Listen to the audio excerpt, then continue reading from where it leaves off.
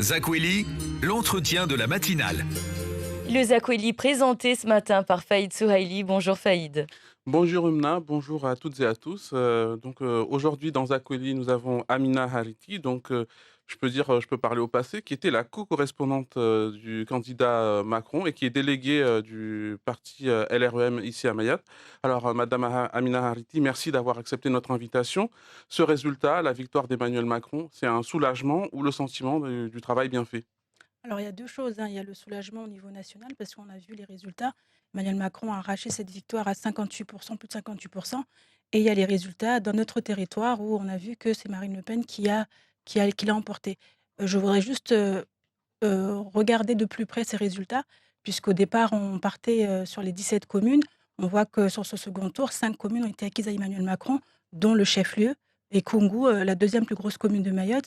On rajoutera à cela Dembéni et qui fait Dembéni, Mamoudzou, ça fait la Cadéma et puis d'autres communes comme la Daoudi l'Abattoir et Chiconi. Donc en fait, il y a quand même une progression, par rapport au premier tour où des communes ont été acquises, où le message a été entendu par la population. Bien, est-ce que c'est une coïncidence que ce retournement de situation dans les communes où, ici à Mayotte, Emmanuel Macron n'était pas devant, ce sont des communes où vous avez fait campagne au second tour, pour le second tour? Est-ce que c'est une coïncidence que finalement ça a marché? Alors, on voit bien que l'action du gouvernement a été entendue par cette population, sinon elle n'aurait pas voté pour Emmanuel Macron. Après, il y a un travail de fond à faire sur tout le territoire. On voit aujourd'hui, il y a une souffrance des Mahorais, ça on la voit, on la vit, parce qu'on est ici aussi, on est des élus locaux qui vivons aux côtés des Mahorais avec une proximité et qui connaissons les problématiques. Donc, il y a un vrai travail. Je pense que ce sera l'un des enjeux principaux de ce quinquennat. Alors, néanmoins, on peut dire qu'avec 58,54 des suffrages en 2022, c'est moins qu'en 2017, 66,10, et surtout en nombre de voix, c'est 2 millions de voix en moins. Alors, est-ce que on peut quand même, vous pouvez quand même vous satisfaire de ce résultat ou pas? Sachant que, il y a beaucoup de personnes qui ont voté pour Emmanuel Macron, mais qui ne voulaient pas forcément. Ah bah, on l'a dit, le président l'a dit lui-même, il y a des choses à faire, il y a des choses à prendre en compte. On doit tirer les leçons de ce quinquennat qui s'est écoulé et voir comment on construit ensemble pour les 5 prochaines années. Et là, je pense que ça sera un travail qui doit se faire, en co-construction et je pense que ce soit, au niveau national, au niveau des outre-mer, il y a un vrai, vrai travail à faire, de collaboration et d'aller chercher vraiment au plus profond, au plus près des habitants, ces revendications, ces attentes et pour pouvoir y répondre. Alors ça, est-ce que ça n'a pas été le cas, durant les 5 dernières années? Parce que en 2017, finalement, la configuration était la même. C'était Emmanuel Macron contre, Marine Le Pen. C'est aussi beaucoup d'électeurs qui n'avaient pas voté pour Emmanuel Macron au premier tour et qui se sont dit: «On vote pour lui pour, faire barrage à l'extrême droite». Heu, Finalement, la configuration est la même. Alors qu'est-ce qui va changer?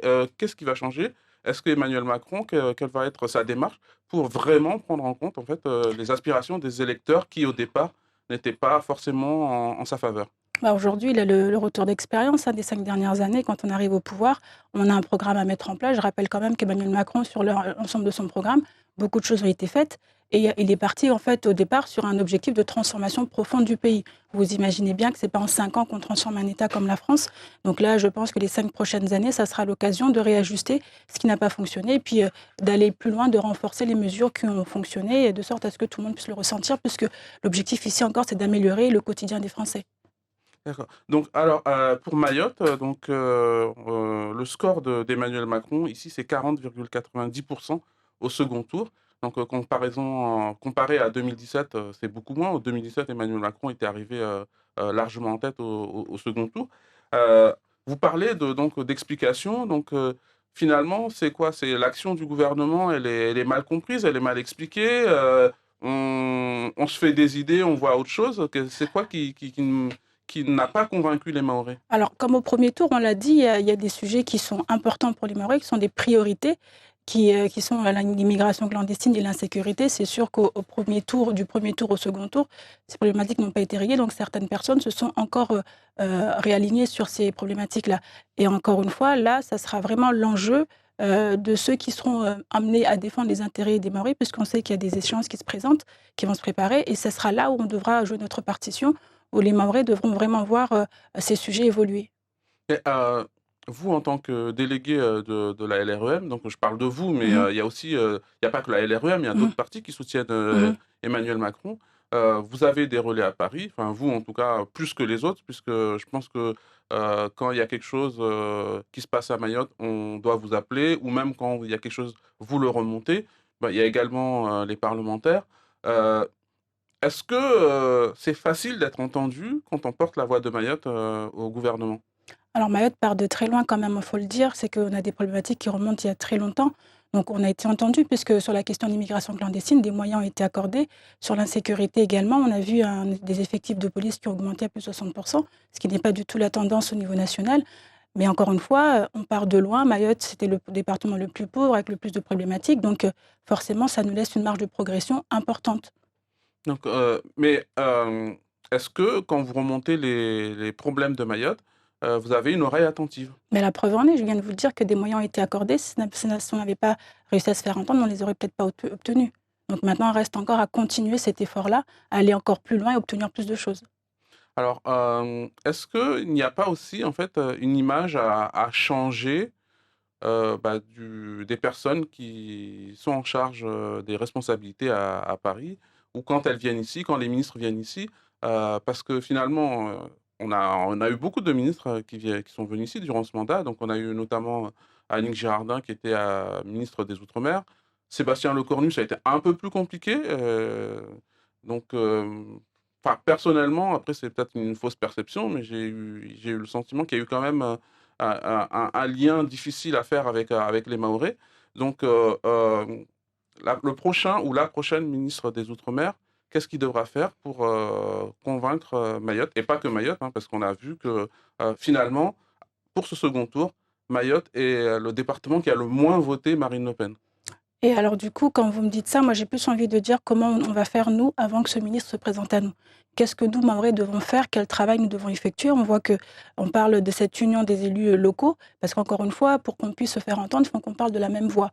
Si aujourd'hui chacun porte sa voix et c'est pas qu'on ne va pas dans le même sens, on sera difficilement entendu. Donc il y a un gros travail à faire. On a une dynamique qui s'est enclenchée pendant ces élections-là. Donc il faudra qu'on la continue, qu'on se mette tous d'accord sur les principales revendications. On les connaît, l'immigration clandestine, l'insécurité, mais comment on va les défendre et qu'est-ce qu'on va demander pour pouvoir être entendu? Alors, tout à l'heure, donc, vous avez parlé donc ces 5 communes donc qui vous donnent un motif d'espoir, on va dire peut-être pour la suite. Et Hem d'ailleurs, je veux aussi féliciter toutes les autres communes parce qu'il y a quand même un travail qui a été fait. Vous avez dit que c'est là où Marine Le Pen a été le moins élue, donc forcément, ça se reporte aussi sur tout le territoire. Donc je veux féliciter tout le comité et toutes les personnes qui ont voté pour Emmanuel Macron. Mais justement, par rapport à ça, qu'est-ce que vous en pensez, en fait, de ce score, bah, de Marine Le Pen? Donc 60 presque 70% en Guadeloupe, 60% en Martinique, 60% en Guyane, soit quasiment 60% également à La Réunion. Donc alors que c'est des territoires où, historiquement, le Rassemblement national ou le Front national, même avant, ne faisait pas recette. C'est vrai que ces scores interpellent et puis beaucoup l'ont également expliqué par cette colère de la population. Donc il va falloir que le président et le prochain gouvernement entendent cette colère. Ils l'ont entendue. Maintenant, qu'est-ce qu'on fait pour que cette colère-là se calme? Comment on fait pour que les ultramarins retrouvent la confiance en Paris, comme vous l'avez dit tout à l'heure? Maintenant, ça sera ça qui va être déterminant, dans les prochaines semaines. Et ça interpelle quand même parce que quand, on le score de Mayotte au premier tour est sorti, donc on a vu, notamment sur les réseaux sociaux, beaucoup de remarques: «Ah mais pourquoi ils votent Marine Le Pen? Ces territoires, qui normalement, ne devraient pas» et là, il y en a d'autres qui se rajoutent. Mmh. Donc ça prouve quand même que ça démontre qu'il y a un malaise. Après, il faut peut-être aussi regarder les scores. On a vu que Jean-Marie enfin Mélenchon, Jean-Luc Mélenchon a demandé à ne pas donner de voix à Marine Le Pen, mais n'a pas donné de consigne de vote concernant Emmanuel Macron. Donc ce sont peut-être des voix qui se sont perdues en cours de route. Et en fait, il faut vraiment regarder, territoire par territoire. Les problématiques sont propres à chacun des territoires, donc il faut vraiment aller chercher au plus profond, de chacun d'entre eux et voir avec la population et les élus qu'est-ce qu'on peut faire, ce qu'on peut faire pour pouvoir améliorer les choses. D'accord. On revient donc à Mayotte, donc le second tour de l'élection présidentielle est passé. Il y aura, formation d'un gouvernement et puis, bah, les législatives qui sont pour certains sont déjà dans les starting blocks, il y en a même qui sont déjà partis. Ces résultats pour vous, est-ce que c'est rassurant? Est-ce que c'est inquiétant dans la perspective des législatives? Alors, vous savez, quand on parle d'élections nationales, élections locales, c'est pas forcément le même angle qui est pris, en fait, hein. Donc, il Restera à voir comment la population voit les choses et qu'est-ce qu'elle attend de ses représentants. Parce qu'encore une fois, il ne suffit pas de dire que je suis parlementaire, il faut savoir ce qu'on propose. Il y a un projet, il y a qu'est-ce qu'on va faire quand on sera élu et comment on peut se faire entendre pour que les Mahorais, ce vote-là qui sera fait, soit un vote qu'on assume et qui sera bénéfique pour nous tous. Parce que, enfin, si je vous pose cette question, c'est parce que même si Emmanuel Macron a été élu, il a besoin en fait d'une Assemblée nationale qui le suive, donc avec une majorité qui le suivra. Euh, Est-ce que dans la configuration qui est celle d'aujourd'hui, avec la France insoumise qui a eu un bon score à ses présidentielles, le Rassemblement national aussi, est-ce que il y a, il y a quand même des certitudes pour dire, bon, on y arrivera, donc si les Français ont choisi Emmanuel Macron, ils devraient lui donner une majorité à l'Assemblée nationale. Ça sera ce qui sera à déterminer dans les prochains jours, prochaines semaines. Ça, c'est pas moi qui peux vous le dire, c'est la population qui tranchera. Donc, et ici à Mayotte, donc comment ça va se passer pour la LREM? On a entendu donc la députée donc Ramlati Ali qui se dit candidate à la candidature. Donc comment ça va se passer? Est-ce qu'il y aura des primaires? Est-ce que comment voilà on dit on est candidat à la candidature, mais après ça se décide comment? Bah, justement, là, on n'a pas de visibilité encore. Enfin, le président a été élu hier soir. À quelques heures après, je ne peux pas vous dire comment ça va se passer. Donc, on en saura plus dans les prochains jours. Donc, est-ce qu'il y a des accords prévus avec les autres partenaires du comité de soutien d'Emmanuel Macron, donc Agir, l'ONEMA? Alors, euh, tout va se passer dans les prochaines semaines, dans les prochains jours. D'ici la semaine prochaine, on y verra plus clair, je pense. Mais sachant que nous, on a travaillé avec un groupe avec des formations politiques. Vous avez parlé d'Agir, vous avez parlé de NEMA, il y en a d'autres encore. Après, il faudra voir comment on articule tout ça. Après, vous savez, les élections locales et les élections nationales ne sont pas les mêmes, enjeux ici pour les Mahorais, forcément. Donc, peut-être qu'il y a des choses qui vont bouger ou on restera sur la même ligne. L'idéal, c'est qu'on puisse vraiment avoir des propositions concrètes et pertinentes pour les Mahorais. Parce que ce pas les mêmes enjeux, vous dites, mais l'objectif, c'est quand même d'élire un élu qui soutiendra, en tout cas pour vous, qui soutiendra le gouvernement et Emmanuel Macron. Je dis ça parce que, quand j'ai dit que ce ne sont pas les mêmes enjeux, ce n'est pas forcément dans le fond, mais dans la forme, on voit aussi que la population est plus mobilisée pour les élections locales. Donc on verra, ça sera peut-être un peu plus serré que pour ces élections présidentielles. Donc tout se verra sur le terrain. Euh, Donc, alors, est-ce que, lors de votre dernier passage ici, on vous avait posé la question, donc je la repose quand même. Est-ce que vous êtes candidate à la candidature pour la LREM? Le président a été élu hier. Vous savez, je viens de me réveiller. Enfin, je n'ai même pas eu le temps de beaucoup dormir. Donc, laissez-moi un petit peu de temps y réfléchir et voir. Et puis, je reviendrai vers vous dès que ça sera décidé.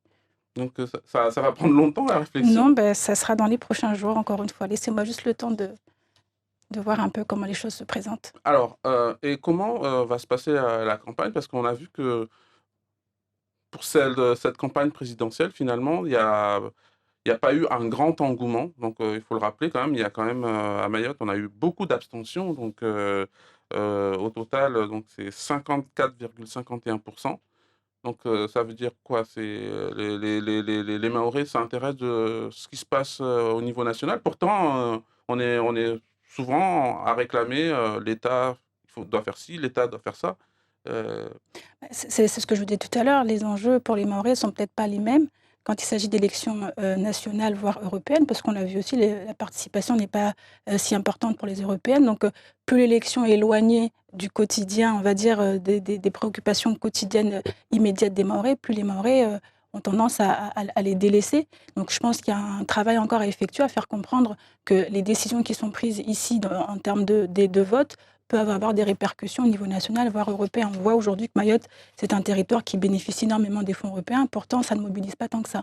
Donc je pense qu'il y a aussi un travail politique à faire auprès des uns et des autres, en faisant comprendre qu'il faut qu'on se mobilise, qu'on soit vraiment acteur de ce qui se passe, que ce soit ici au niveau local qu'au niveau national.